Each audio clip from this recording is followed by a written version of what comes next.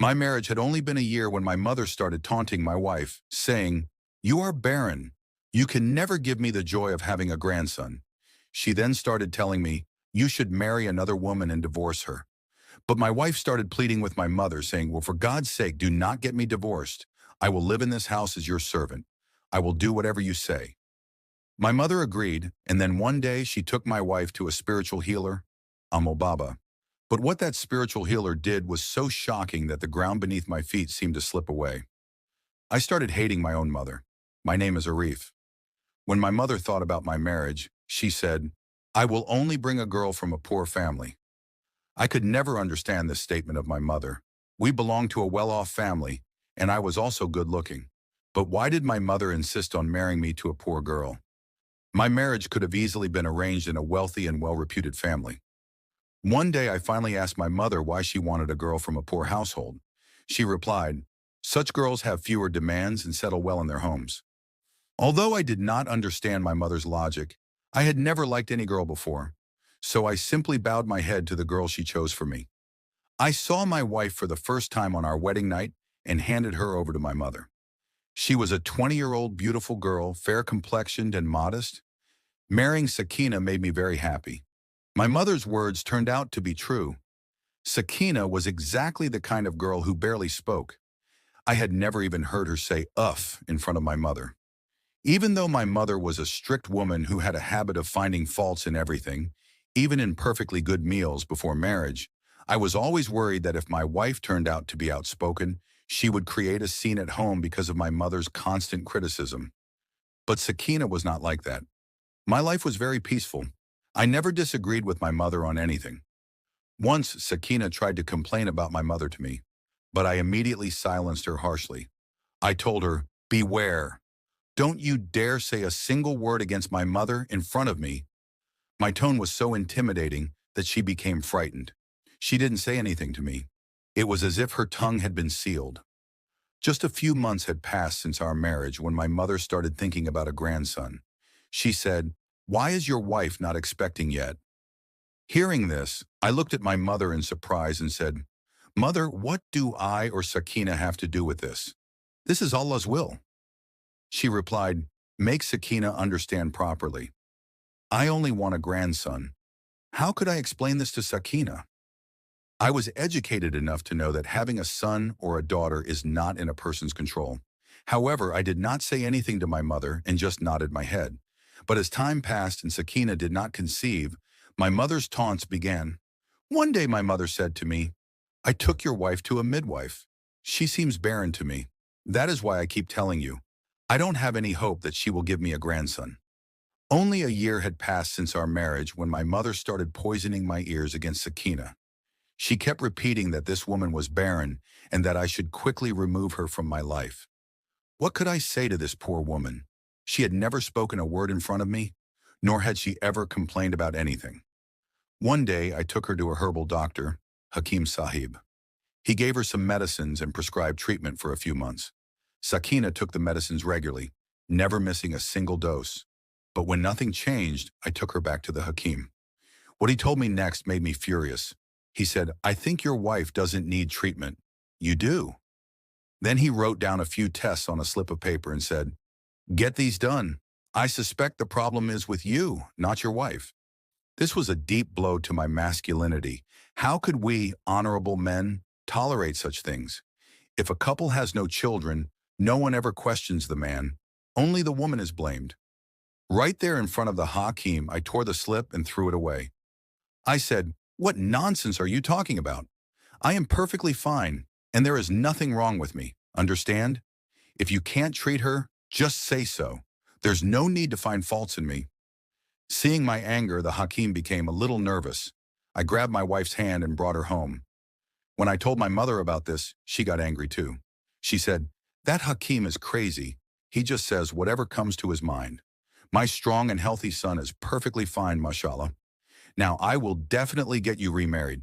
As soon as you have a son, I will take him to that Hakim and show him."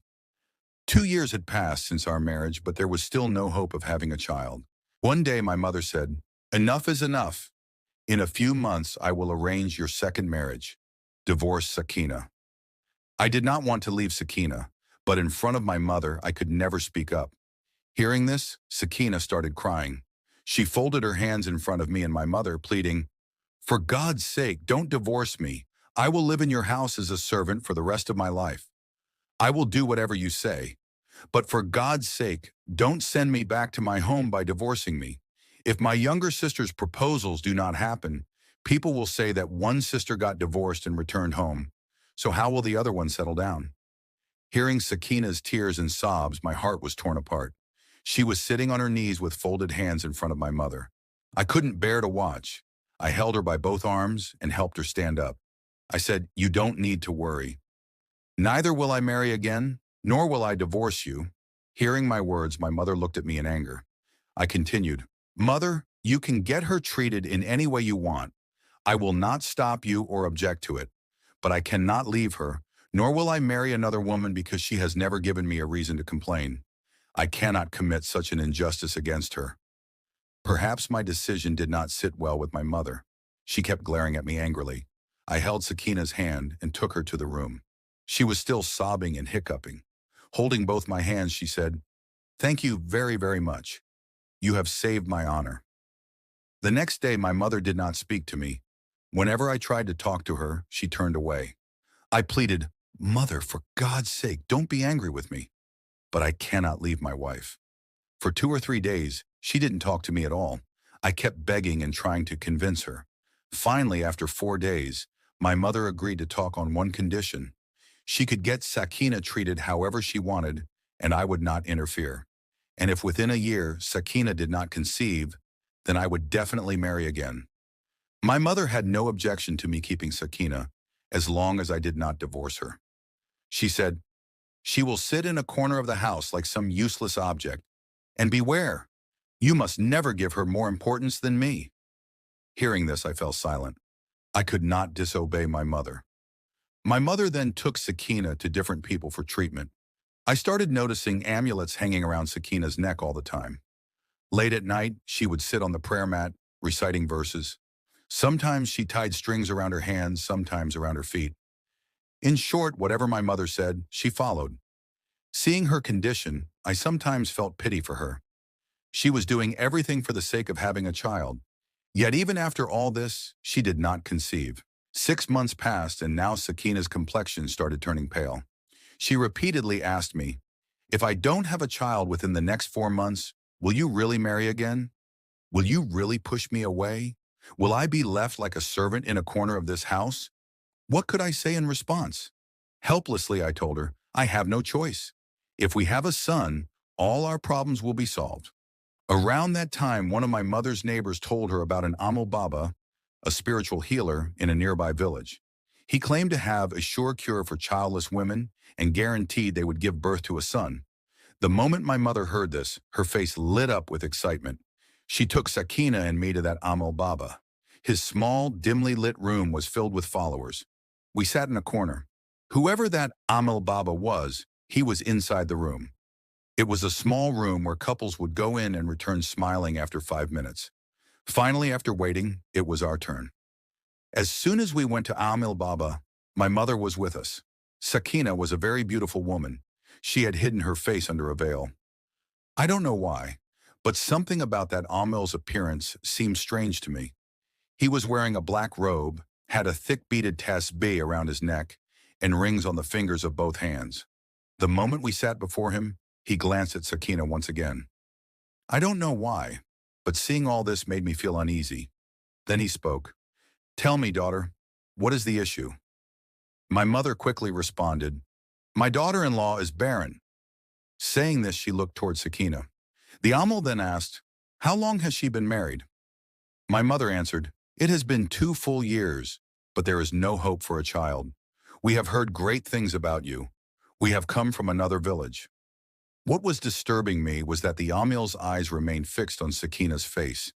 Even though she had covered most of it, leaving only her eyes visible, he seemed to be searching for something in her features. I shifted the Amal's attention toward me and said, "Baba, do you have a solution for this issue?" The Amal immediately turned toward me, muttered something under his breath, then furrowed his brows and angrily said, I was searching for something on your wife's face. I was trying to uncover the reason for her infertility. But impulsive boy, you have ruined my spiritual process. I stared at the animal in shock. All I had done was call out to him. The next moment, he asked me a few questions, then picked up a pair of scissors and said, "Cut a few strands of your hair with these and give them to me." Silently, I obeyed him. I cut a few strands of my hair and placed them in his hands. Immediately, he turned toward my wife and said, "Now cut a few strands of your wife's hair and give them to me." My wife instantly looked at my face, seeking guidance. She was veiled, and to cut her hair, she would have to lift her niqab. My mother stepped forward and suddenly pulled off Sakina's veil. In an instant, her face was uncovered. The very next moment, she hesitantly stepped forward, cut a few strands of her hair, and placed them in Amil Baba's hands. This all happened within 5 to 10 seconds, but the Amil's eyes had now completely fixated on my wife. He took those hair strands and placed them together in a silver vessel before him. Then he said, "I will give you some amulets that you must consume, and I will instruct you on some rituals that must be performed daily. After completing this process, you will surely be blessed with a child." I was silently listening to everything Amil Baba was saying. In front of my eyes, he set our cut hair on fire and began burning them. As soon as the hair caught fire, Amil Baba picked up the ashes and started filling them into amulets. After filling the amulets with the ashes, he tied them with a red thread and said, "You must mix this into your tea every night and drink it." I took the amulets and kept them with me. Then Amil Baba once again turned his attention to my wife and said, "Come closer and sit beside me. I want to perform a spiritual prayer on you. You must come to me every Thursday so that any evil presence or bad omen affecting you can be removed." My wife sat in front of Amil Baba, and he placed his hand on her head before reciting something and blowing over her. I noticed that the people who had come before us had all left within 5 or 10 minutes, but we had already been sitting there for 40 minutes, and this Baba showed no intention of sending us away. After that, he gave us some more amulets and said, "You must burn these amulets after sunset, and then rub the ashes on your heads to remove any evil spirits." Then he smiled and looked at my wife. The three of us left. On the way home, I remained silent. Once we arrived, I asked my mother, "What kind of person have you taken us to? What kind of ritual was this? He neither performed any sacred prayers nor recited anything pure. He's making us eat ashes from burnt hair and telling us to rub amulet ashes on our heads. How can we possibly do all this?" But my mother immediately spoke in a strict tone. "He is a great man. He has learned all these spiritual practices. He knows better than you. You don't need to think too much. Just do exactly as he has instructed." For the sake of having children, I had to remain silent. My wife and I continued consuming the hair ashes. A week passed, and then came the day when my wife started feeling heavy and weak. She said, "I don't feel like going to that Baba anymore. He looks at me with strange eyes." But for the sake of my mother's happiness, going was necessary. Once again, I took my wife there. This time, too, he performed more bizarre rituals and then gave us more amulets and threads to either consume or burn. 2 months had passed, yet there was still no sign of hope. This time, I told my mother, "If he gives us the same things again, I will not go next time." The next time we went to Amil Baba, my mother said to him, "We have been coming to you for 2 months, but my daughter-in-law still hasn't received any good news." At this, Amil Baba smiled and said, "The treatment is not yet complete. The real and final stage is still left. Only after that will your house be filled with the cries of children." After hearing what Amil Baba said next, the ground seemed to slip from beneath my feet. I became furious and started yelling, "No, my wife will not do any of this." But my mother immediately scolded me and said, "Don't you dare disrespect Amil Baba. You don't know what he is capable of. Stay quiet and listen to what he is saying." Amil Baba placed a cloth doll in front of us. It was made of fabric, and after placing it before us, he said, "I will instruct your wife to perform a special ritual. She will have to do it continuously, and then at exactly 11 p.m. tonight, she must go to the old cemetery and leave it there. She will sit by the child's grave I mentioned and remain there throughout the night performing the ritual. At 3 a.m., she will open the grave slightly and bury the doll there. After that, you will receive good news in your home." My wife began trembling with fear, but we were helpless in front of my mother. Her hands were shaking, but she didn't take the doll from Amal Baba. My mother quickly snatched the doll and said, "Tonight, everything will happen as planned." We returned home and my wife said, "I am afraid of the dark in my room. How will I go to the cemetery alone?" I tried to stop my mother from forcing this, telling her it would only put my wife's life in danger, but she wouldn't listen. She insisted, "She will go and do this ritual tonight." When I argued with my mother, she said, "If she doesn't do this for the sake of giving me a grandson, I will take poison and end my life." Reluctantly, for the sake of my mother, I had to send my wife to the cemetery. She cried while I stood with my head bowed and promised that as soon as it was 3 a.m., I would go to bring her back. My mother and I took my wife to the cemetery. She cried, but my mother didn't care about her sobs or tears. My mother was very happy, saying, "Now, we will surely receive the joy we've been waiting for." Once I was in my room, I couldn't sleep for a moment. Every time I closed my eyes, I kept thinking about my wife. A few hours passed, but strange thoughts started filling my mind. Anything could happen to her at the cemetery in the middle of the night. How could I leave her there alone? I became angry with my mother. What kind of woman would torment her daughter-in-law like this for the sake of a grandson? We were running around to find solutions from the Pir Baba and the doctor, but if we had trusted in God, we would have had children by now. This was all an experiment, and we failed to pass it. My conscience began to stir, and I felt agitated. I couldn't sit still, and my heart was beating rapidly. It was 2 a.m. Without a second thought, I took my motorcycle and left the house. My mother heard the sound of the motorcycle and immediately came out of her room, asking where I was going. I didn't respond to her and just left the house. When I reached the cemetery, everything was engulfed in darkness. I called out loudly for my wife, but there was no answer. I turned on the flashlight on my phone and started moving forward. I had only taken a few steps when, at the cemetery, I found my wife unconscious near a child's grave. She was holding the doll in her hand and was completely unconscious. When I saw her in this state, I tried to wake her up, but she had already fainted. Her face had turned pale from the shock, and she was cold to the touch. I became terrified and immediately picked her up and rushed her to the hospital. The doctors there informed me that she had fainted due to extreme fear, and her blood pressure had dropped dangerously low. By the morning, my wife had recovered completely. I apologized to her, saying, "Please forgive me. Unknowingly, we have subjected you to so much suffering." My wife, being the kind-hearted person she was, immediately forgave me. I felt deeply ashamed that I had treated such a wonderful wife so badly over the years. I had been swayed by my mother's words, but if someone with my mother's temperament had come into our home, everything would have fallen apart. I brought my wife back home, but my mother was furious and began yelling at my wife. She even tried to raise her hand on her. I grabbed my mother's hand and told her, "You will not touch my wife. No more treatments will happen. I don't want any child if it has to be done through these methods.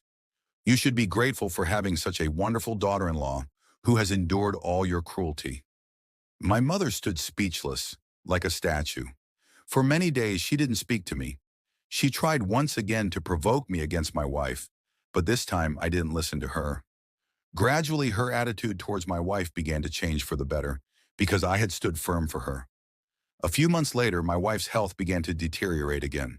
We took her to the doctor, and this time we received the best news. She was pregnant. That day was the happiest day of my life. My wife later gave birth to twins, a son and a daughter.